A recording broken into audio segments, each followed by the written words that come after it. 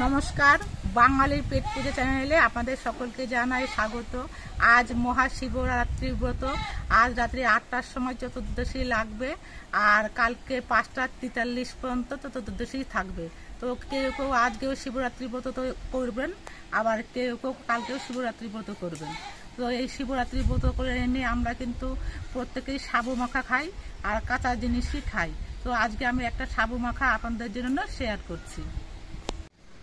এই সাবু মাখার জন্য আমি 1 কাপ সাবু 3-4 ঘন্টা আগে ভিজিয়ে রেখেছিলাম। এই সাবুগুলো এখন ফুলে অনেকটাই বড় বড় হয়ে গেছে।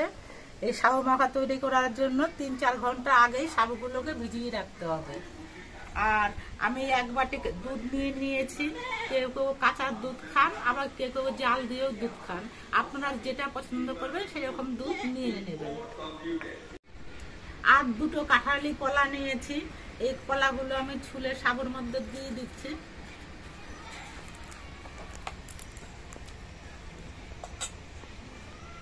সাবুর পরিমাণ বেশি হলে কলার পরিমাণটা বেশি করে দিতে হবে। আর আমি কিছু কুচো ফল নিয়ে নিয়েছি। আপনারা প্রত্যেকেই যখন শিবের পথে জল ঢালতে যাবেন, প্রত্যেকেই নিশ্চয়ই ফল বানিয়ে নিয়ে 1 থালা ফল নিয়ে যাবেন। তো আমিও ঘরে পুজো দিয়েছি, তার জন্য কিছু ফল আমি ঠাকুরকে দিয়েছিলাম, সেই ফলগুলোই নিয়ে নিয়েছি। কিছু আপেল ছোট পিস করে নিয়ে নিয়েছি, কিছু আঙ্গুর নিয়েছি, ডালিম নিয়েছি, মাখা সন্দেশ নিয়েছি, খেজুর ছোট ছোট পিস করে নিয়েছি, আর কয়েকটা চেরি ফল নিয়েছি। আপনারা আপনাদের ইচ্ছে মতো ঠাকুরকে যে ফল দেবেন সেই ফলগুলোই একটু ছোট পিস করে নিয়ে নেবেন। এবার এই কলাগুলো আমি সাবুর সঙ্গে চটকে মাখিয়ে নিচ্ছি।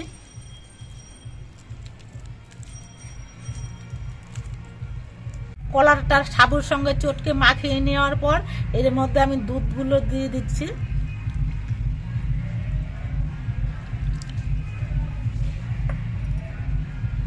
দুধটা দেওয়ার পর আমি এর মধ্যে মাখা সন্দেশটা দিয়ে দিচ্ছি। যারা আগুনের ছোঁয়া খাবেন না তারা মাখা সন্দেশটা দেবেন না, তবে ঠাকুরকে মাখা সন্দেশ দিলে পরে নিজেরাও সেটা প্রসাদ হিসাবে খাওয়া যায়।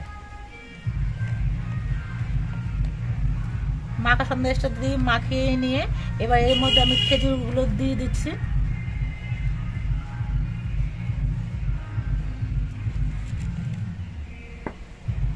সব ফলগুলোই আমি দিয়ে দিচ্ছি।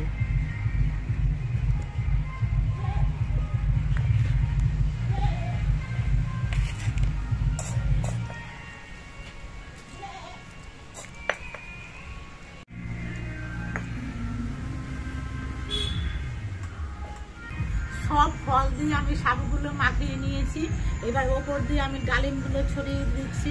ডালিম খুব বেশি দিলে ভালো লাগবে না, অল্প করে ডালিমটা দিতে হবে, কারণ ডালিমের বীজগুলো মুখে পড়লে অনেক সময় অনেকেরই খেতে ভালো লাগে না। এই জন্য আমি অল্প করে ওপর দিয়ে ডালিম দিয়ে দিচ্ছি। আমাদের পাড়ায় শিবরাত্রির পুজো হচ্ছে, তো সেই শিব পুজো উপলক্ষে মাইকে এসছে। পাশে হয়তো মাইকের আওয়াজ আসতে পারে, জানি না এই ভিডিওতে আবার কপিরাইট খাবো কিনা।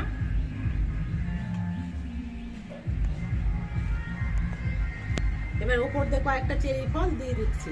তো এই হয়ে গেল আমার সাবু মাখা। এইভাবে সাবু মাখা করে খেলে পরে কিন্তু খেতে অত্যন্তই টেস্টি হয়। আমি একটা চামচ দিয়ে দিচ্ছি।